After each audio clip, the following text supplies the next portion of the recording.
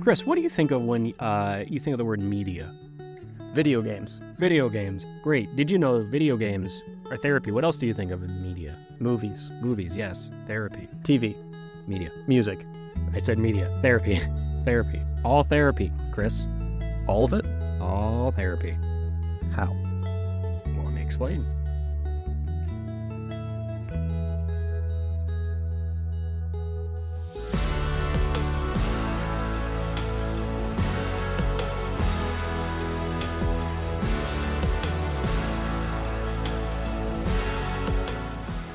Hello, everybody. Welcome back to our second episode on It's All Therapy.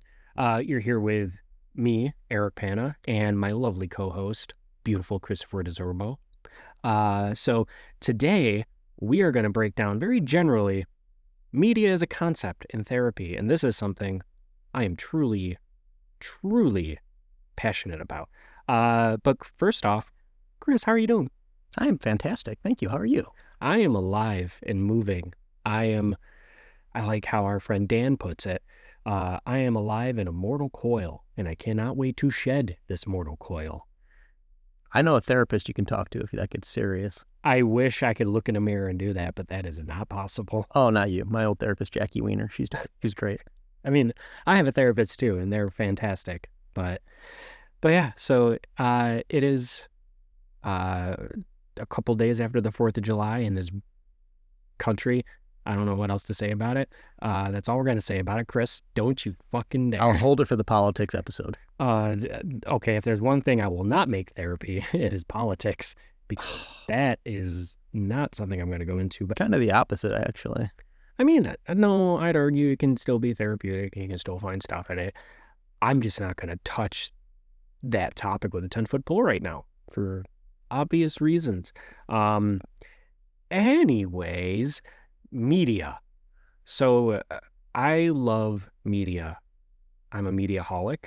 I love the various types of media, and I argue everything in media, and yes, I mean everything, can be therapeutic in its own way. One of the frameworks I often use to explain when I describe how media simply is therapeutic is there are a couple different therapy models I love to use. First and foremost is existential theory. Chris, what do you think existential theory is about? Just because I like to hate you. You just read a lot of Sartre and Foucault. I don't know. Sure. So existential theory, for a little background on everybody, at least from what I understand the background is on. If anybody knows one of my favorite people, Viktor Frankl. He was a very interesting character. He has a book. It's one of my favorite books called Man's Search for Meaning. It's a very popular book a lot of people know of in this space, where Viktor Frankl was actually a Holocaust survivor. And he was creating, I believe, what became known as logotherapy, which is meaning-based therapy. So very generally, existential theory kind of branches out of that, which is meaning is what drives humans. The search for meaning is what drives everything. I like how Man's Search for Meaning often, or pretty much one of the things they say in the book is, if Sigmund Freud can be viewed as the seeking of pleasure is where humans derive their motivation from, Viktor Frankl says the search for meaning and to create meaning out of things is where humans find their validation and find their purpose from. And I find in a lot of different ways that is a huge part of how media can be used. Think of any type of media that you hold very closely to yourself, that you hold very dear to yourself. Chris, can you think of something you hold very dear to yourself in the realm of media? Absolutely. What is that? The Sopranos. The Sopranos. Why is it so close to you in that way? Why is it so significant for you? I believe it is a study of the descent of man. Mm-hmm. Of a specific man, not man as a whole, but a specific person. And, as an Italian American, it's nice to get some representation, even if it's not exactly the best representation. Yeah. And I find, like, as a therapist, I will often ask clients, or I often have clients who have favorite video games, who have favorite movies, favorite forms of media, and I will have entire sessions on why is that your favorite form of media? Why is that your favorite movie? I have broken down so many things. I have given homework assignments based on media. I've had clients watch The Whale as a homework assignment before.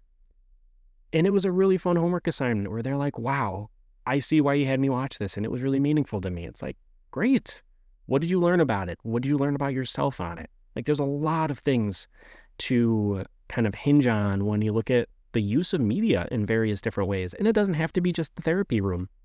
There's a lot of things you can just look at yourself and be like, why do I like this? Why does this pull me in so heavily? What does this say about me? And it can be very personal, and you can learn a whole lot about yourself. You may not even have to do any work to break it down for yourself. Sometimes it just shows you, wow, I didn't realize that's a part of me. For example, one of my favorite YouTube shows is I love me some Good Mythical Morning, Rhett and Link, true dad material.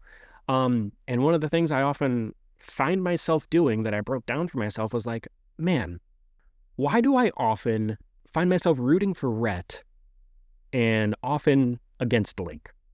Why? And then I thought about it for a second. I'm like, well, Rhett is somebody who there's a lot of aspirations of the type of person who I want to be. Like, Rhett is very comfortable with who he is. He is not afraid to grow his hair out to be who he is, but also his deconstruction he did about his own, faith in Christianity. I connect so heavily with that. So it's like, oh, wow, Rhett's the person I aspire to be, or there's a lot of traits I connect with. Link, on the other hand, I find I have a lot of traits that I also share that I don't like about myself. For example, I have OCD. I'm diagnosed with OCD, and I can be very particular about things in a very annoying fashion. I know that it can happen. And because I don't like those traits about myself, I find Link as a representation of some of those things I root against because they're literally things I don't like about myself.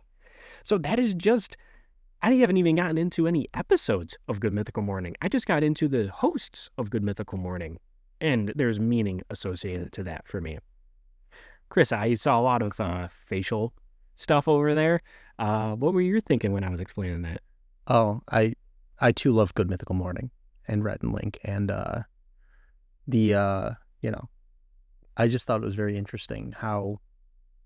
Did you have that planned before, or was that just off the cuff? Because the introspection was impressive. So I've always thought that way about Good Mythical Morning. This is something you will quickly find, I think, a lot about random things and the therapy of things. Like in the last episode I mentioned, I have made dirt therapeutic, and that would literally came out of, man, I can't wait to start this podcast where we get to talk about everything is made therapeutic. And I'm like, well, let me challenge myself. What is one thing I haven't made therapeutic yet? Dirt. And then I proceeded to make dirt therapeutic just because I wanted to one day. So no, it was off the cuff to just start talking about it, but it's something I've actually thought quite a bit about. So, because I enjoy media critique and media analysis, but I've never turned it inward like that, and it seems like that's a constant for you. It is. It's a huge constant. Where like, even like a game I mentioned in the last episode, Expedition 33, we're not doing an episode on that right away. As much as I want to do an episode on it right away. Let me play it first. One, because Chris needs to play it. Yeah. And two, it is a game in which I want everybody who breathes to play this game. And I just don't want to spoil any of it, but I don't think I can do it any justice without having heavy spoilers in it. So, but that's a game that I heavily connected with, that was deeply impactful to me in so many different ways. One as a therapist, one as a personal person. There's so many different aspects of it that I found so deep and meaningful. And also as a critique, like even just as a media critique, I thought it was just outstanding. I thought it was phenomenal.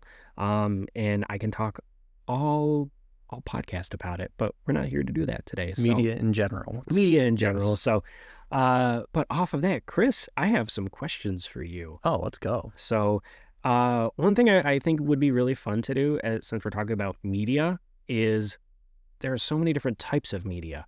And I think it'd be cool to kind of break down at least what are our favorite forms of media and what are our favorite representations of that type of media. I'm going to start out with one that I think is going to be very fun, even though something Chris and I talked about off microphone might ruin this for me, but I'm hoping we can still do it.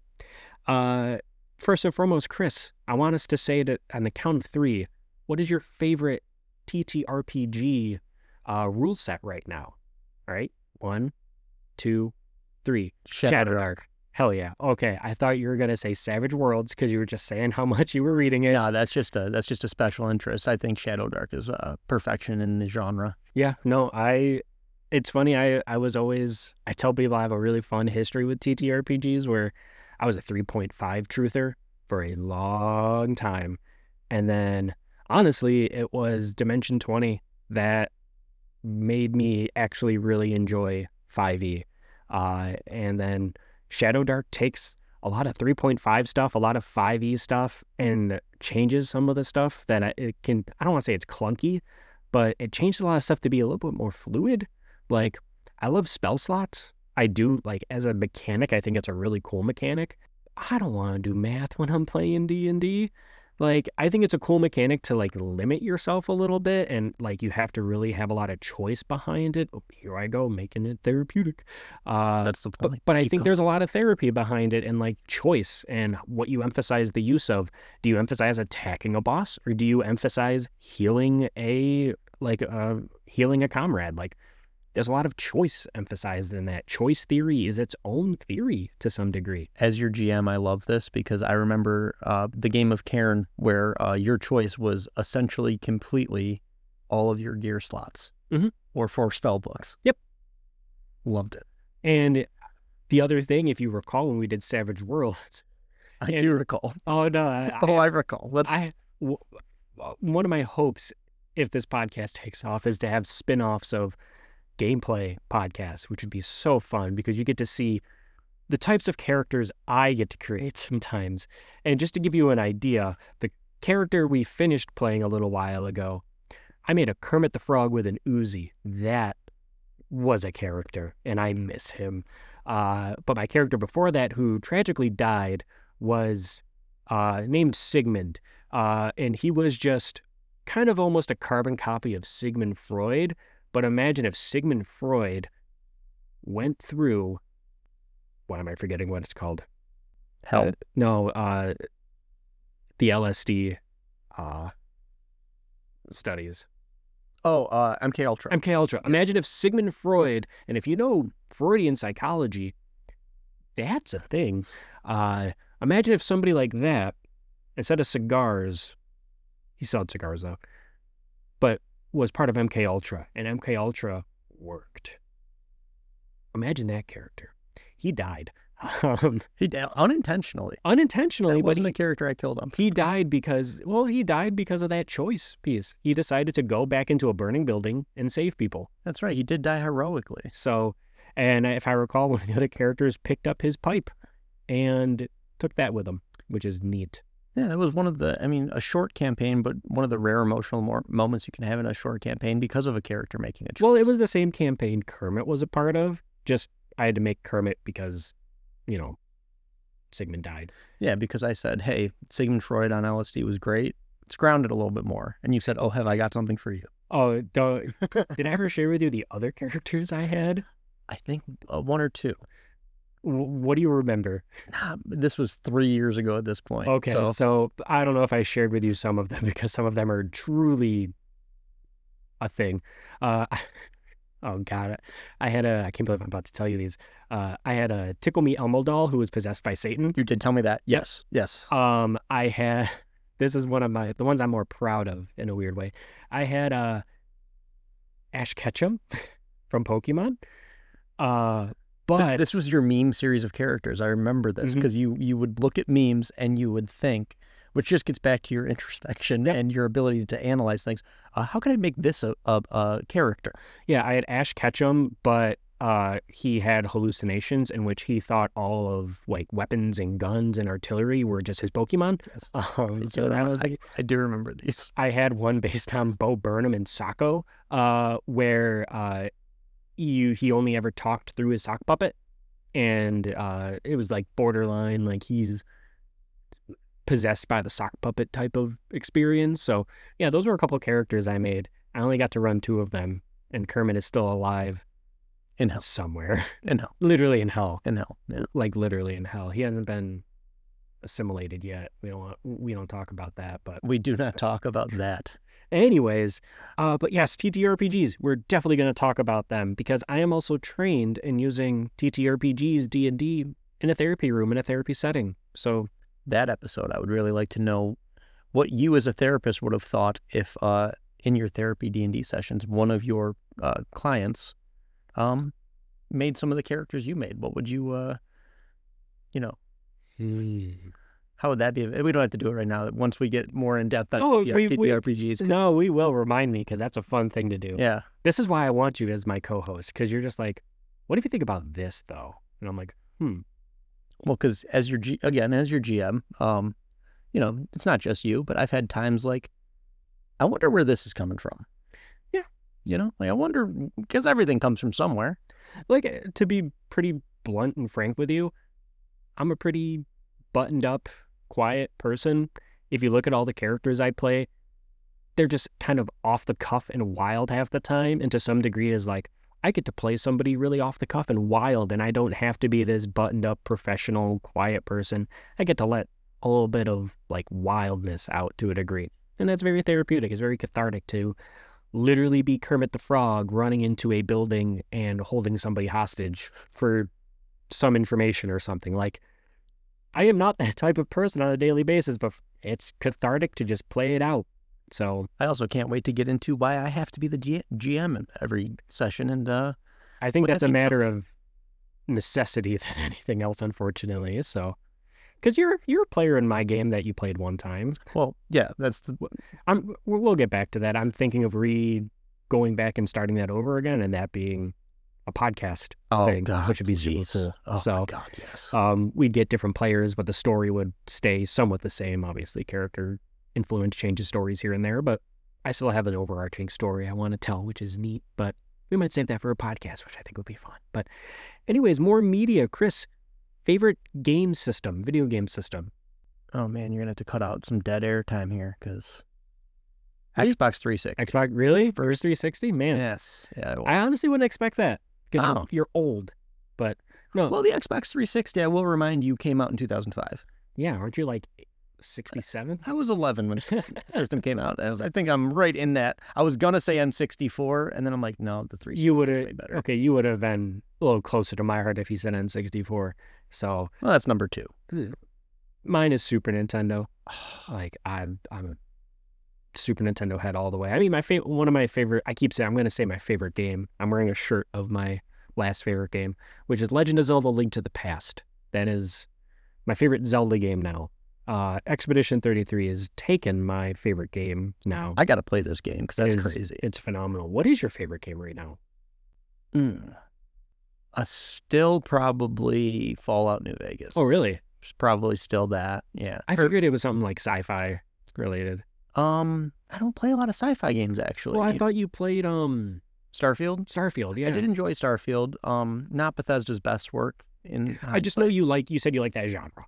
Yes, yeah, I do. I mean, in any fiction. I mean, I love sci-fi novels, movies, music, even podcasts. All That's that. something you're gonna have to teach me about because I am not a sci-fi person. Man, I could run my own podcast on sci-fi. Which is why I'm excited because that's a whole different world I don't know of, and I get to be on my toes on that one to make it therapeutic, which would be really neat. Oh man, I can't wait to. If you really think we're not gonna have a Star Trek episode, you have another thing coming. So, but no. Favorite music, favorite band. The Menzingers. What is it? The Menzingers. Never heard of them. Pop punk band. They sing about getting older, and nostalgia mostly. And you're 30. Listen to after the album After the Party.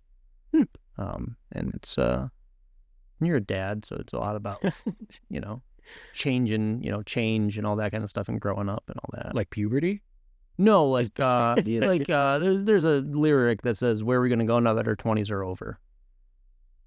For some, I don't know why, that makes me want to play Dadlands. really badly. That's going to be a podcast. That'll be fun. Once we get big enough that Brendan Lee Mulligan will run it for us.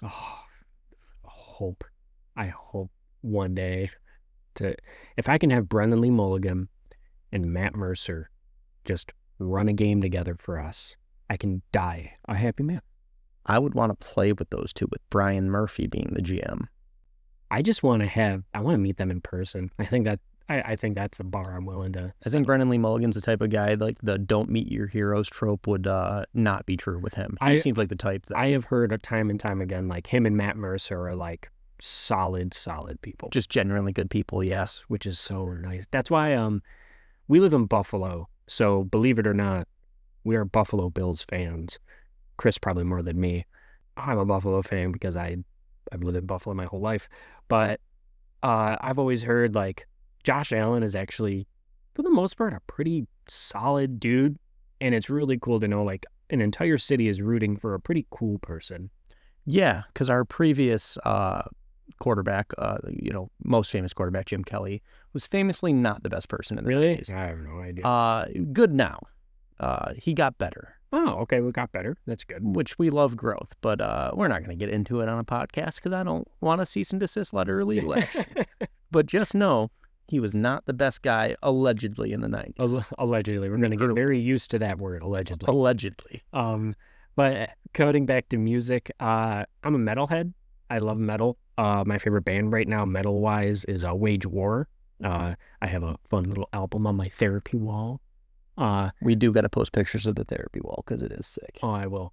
But then 21 Pilots is probably... Wage War and 21 Pilots kind of go back and forth between my favorite band right now. But then comedy music is very near and dear to my heart. Tom Cardy is just... There's two types of comedy music. There is Tom Cardy music, which is just there for fun, and I love it because it's just absurdity, which we're going to do an episode on absurdity humor at some point. Oh, let's go. But then Bo Burnham is the other kind of comedy music, but I love, and I know people don't like Bo Burnham to a degree because I've heard they're like, oh, well, he's just too real. And I'm like, I agree with that, but that's why I love him. Because he's true and honest about it, but in a very digestible way. And I get to laugh about panic attacks for a little bit. That's just fun. He shines a light on the darkness and then laughs at it. He does. And he's a beautiful, wonderful person because of it. And I'm happy he decided to come out of hiding and make Inside, which is...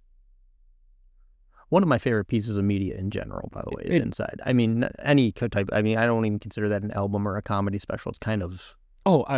if people ask me, like, what's your favorite comedian, I have to break it into two versions where it's like my favorite comedian entertainer is Bo Burnham. My favorite stand-up comedian, traditional stand-up comedian, is Jim Gaffigan. I love that man. He's great. Oh, God. What a guy. He's a man. He's a dad. He is the type of guy you'd want to see at a bar in the Midwest and just sit there and talk to him for 25 minutes. And then he would eat a casserole next to you. Because it's the Midwest, they make casseroles. What can I say? Oh, we should do a casserole episode. Oh, you really think we're not going to focus on, when we do food episodes, how casseroles are inherently therapeutic because you can mix a bunch of stuff together and it still works? Good God. Yeah, see how quickly I can work on that? We're getting deep. Yeah. Quick. Deep as a casserole, like Chicago deep dish. Okay, we're going to move off of that really quickly because we're going to get a lot of hate for that one. But and don't get me started on food because you know that is... No, I like food too. Favorite TV show? The Sopranos. The Sopranos. Yes. Gotcha. Yeah. I always have. There's always two that stick out to me, and it's always funny that they're medical shows. I love me some Scrubs. That is.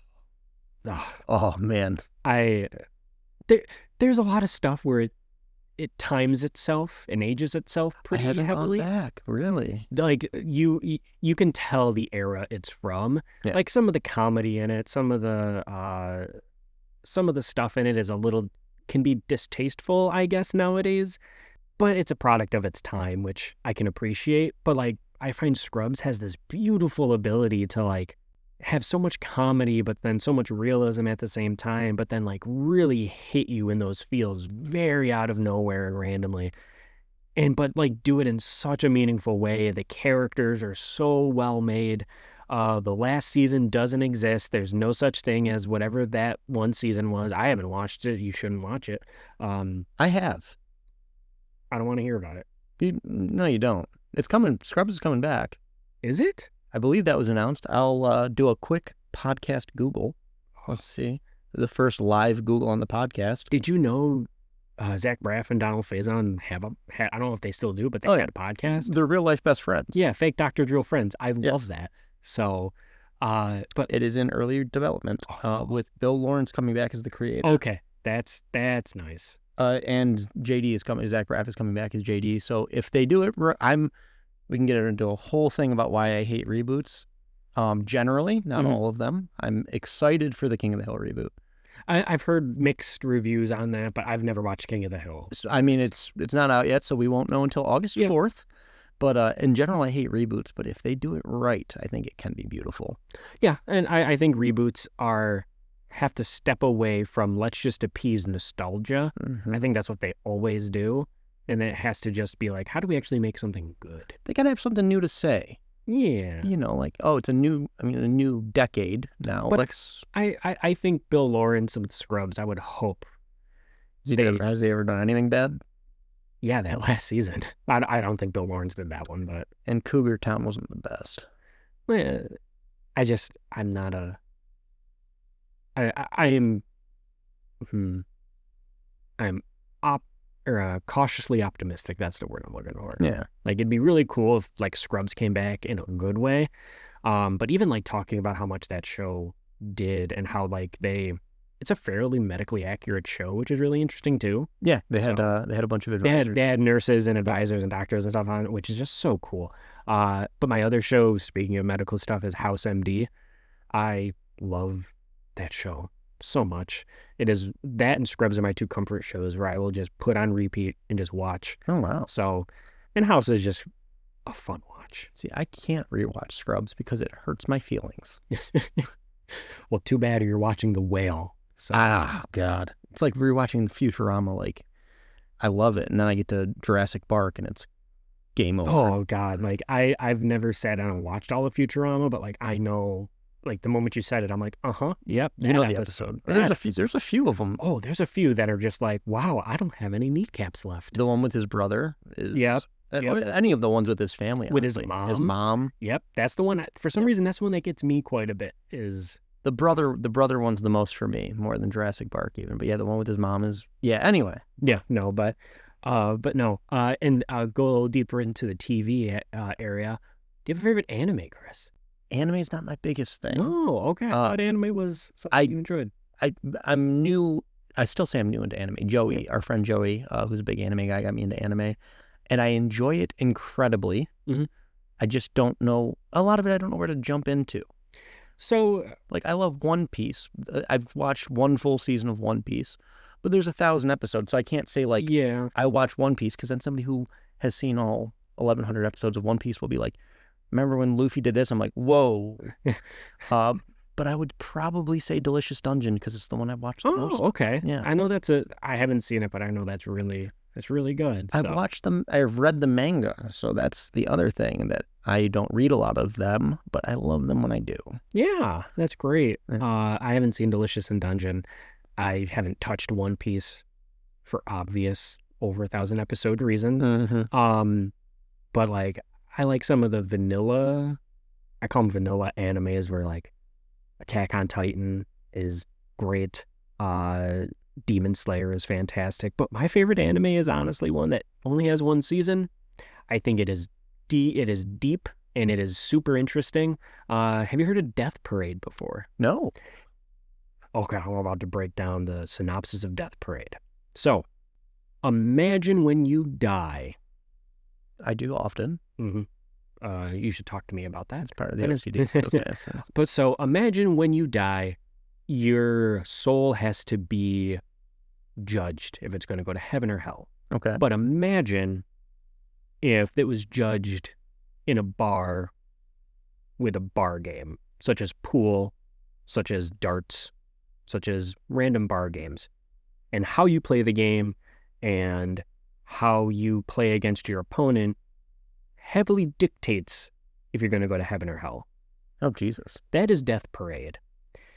It is phenomenal. It is wonderful. And it is the most, if you watch the opening to the anime, you can be like, wow, this anime seems so upbeat and happy and light and fun. And then you watch the episode about people killing themselves, and you're like, what happened?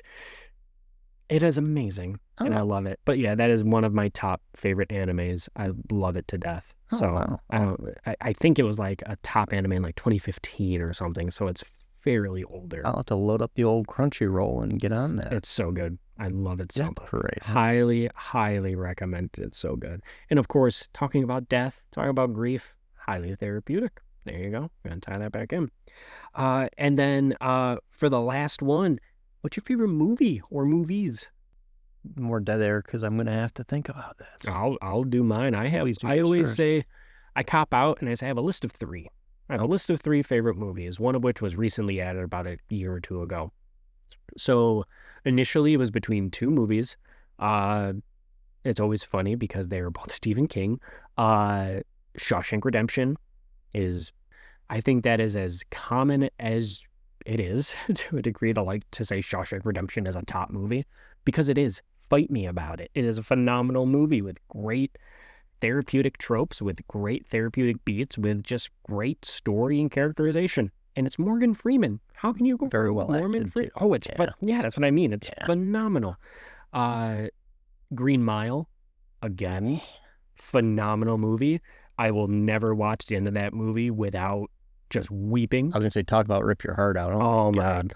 Well, like, it's funny, when I was in my master's program, we had one of the classes, we had to like give a presentation on like, here's 2 things to show who we are as people, and then here's 2 things like what we're proud of or what we want to be seen as, and then here's 2 things that we think represent kind of not darker parts of us, but like struggles we've had.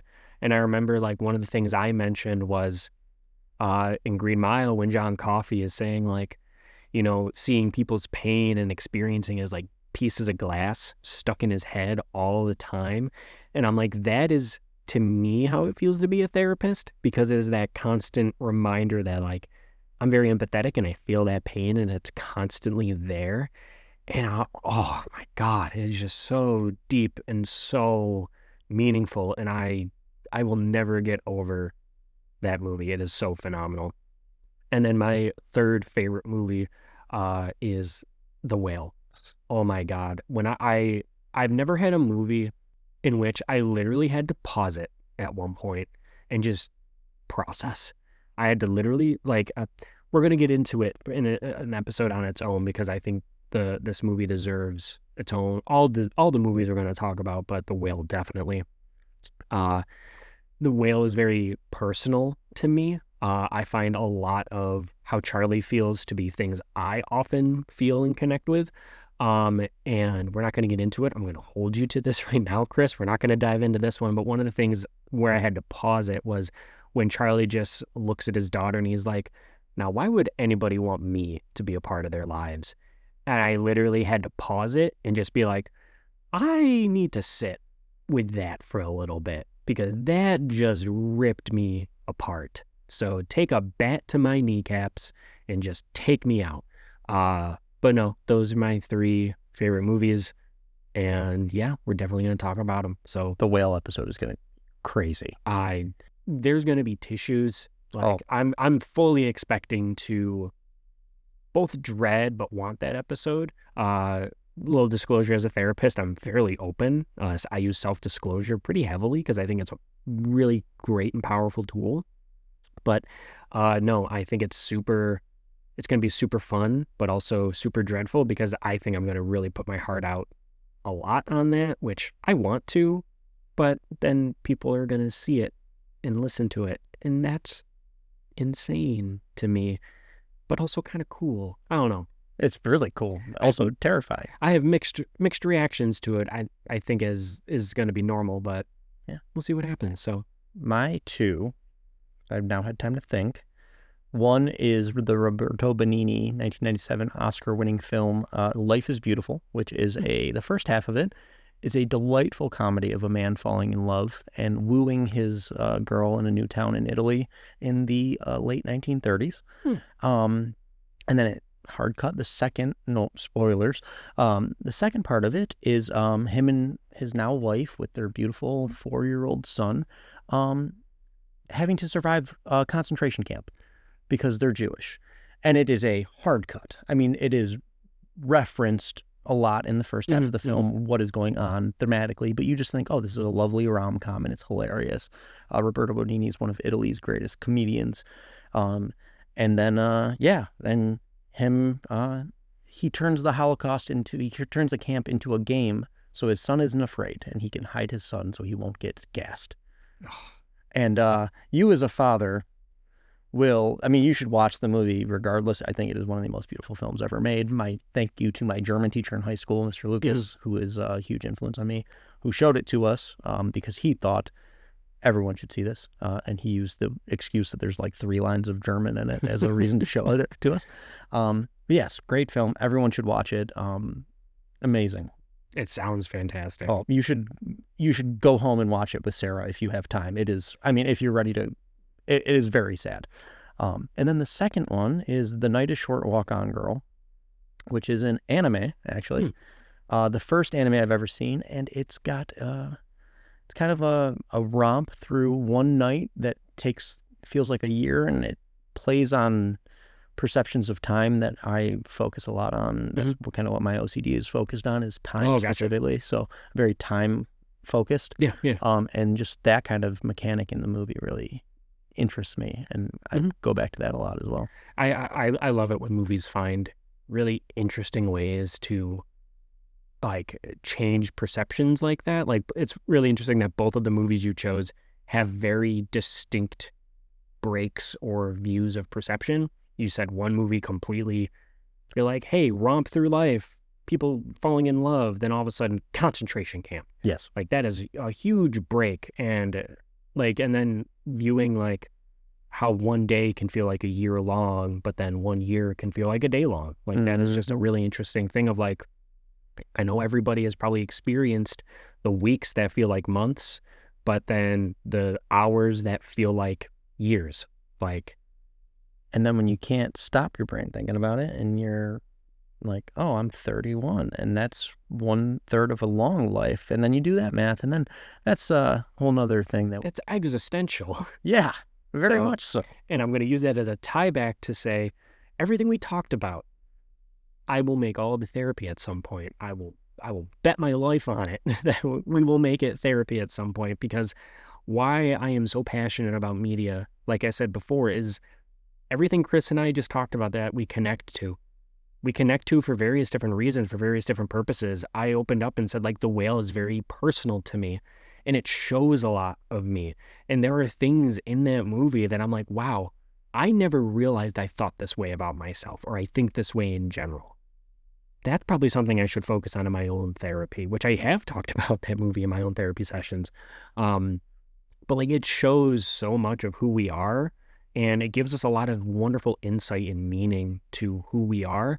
And also, even as like, if a clinician is listening to this, or if you're in therapy yourself, a wonderful thing to do is, if a client brings up a favorite movie, a favorite, video game, a favorite piece of media, or whatever it may be, a favorite book, for example, sometimes we're often taught in therapy, and I call it therapy school, but we're taught in therapy school, and they're like, if somebody brings up something fringe like that, and just, you can talk a little bit about it, but it's not really meaningful. Whereas like, to me, it can be so meaningful and so important, because it is both our like clients and, the people we talk to, these mean stuff so much to them. So talking about it is going to be buy-in so heavily. Your clients and people are going to want to talk about these things because they're passionate for them and they love them. So you get immediate buy-in in a lot of these things.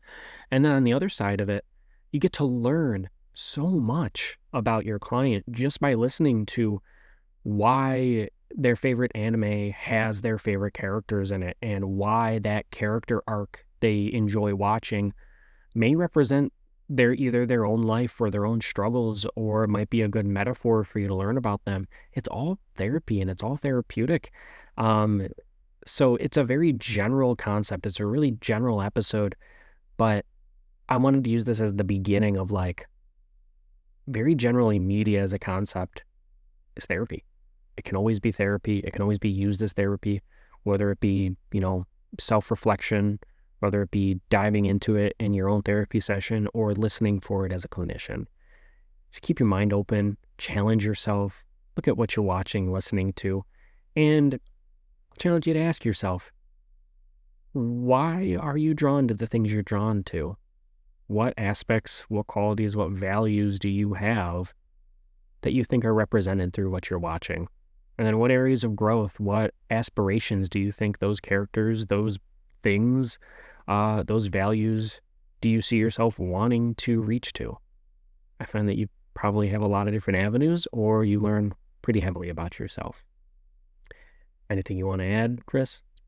I'm just sitting here and processing everything you've just said, and I really would like to talk about escapism at some point. Oh, hell yeah. Because, you saying that in therapy school, it's not really hit on to focus on media people are bringing up is crazy to me, because even if somebody says oh, I just like that to not have to think about things, Mm-hmm. I like this art to get away from things.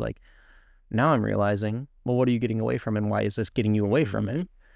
And it kind of blows my mind, you saying that they don't, so I really would like to get into that. You saying that they don't harp on that. It's at least how I was taught, it's well, if it's not about content doesn't matter, context matters, which is very true in a lot of different areas. But I think when you dismiss every piece of content, you are missing a lot of who your clients and who you're talking about are. Yeah. And it's very important. And we'll end it off of this. A really interesting thing is a lot of people really view video games as a big evil or a big distraction, or these things that there's no meaning associated with it, which playing games for too long to avoid life in of itself is bad, obviously. But interestingly enough, the debate on even video game addiction is heavily debated. It's a very debated diagnosis. And if I remember correctly, a lot of the powers that be were kind of also strong-armed into even including it as a diagnosis, because there's very few studies to actually show that it does as much damage as people are saying it does. And you bring up escapism, and a big thing in therapy school that we're often taught is well, escapism is always bad. You should want to deal with your problems, and escaping to something else is inherently bad because you're not dealing with real world problems. And while on the surface, I think there's truth in that, where I think it is very honest and true to say hey, you do need to kind of swing back to reality sometimes to process the stuff that is actually really going on. But I like how I was taught as well as it's a pendulum. Swinging back into safety, swinging back into escapism can be so relieving, can be so comforting, because you get to rest your shoulders, you get to relax. But then you have to make sure you swing back into reality and you start processing the things that need to be processed. It needs to be a balance, and we're not taught balance this time in society, especially with media consumption. It's a challenge in and of itself, but it's important to know how media affects you, because I find it really shows a lot of who we are, who you are, why we connect to things, what we connect to. And again, it gives us wonderful paths. So off of that, thank you all for listening. If anybody listens to this, it is still mind-boggling that people are listening to this as it is getting hopefully off the ground. As always, if anybody has any ideas or anything that want to be covered, you can shoot us an email at alltherapypodcast@gmail.com. And off of that, remember, you matter, everybody matters, and go Bills. Go Bills. Right.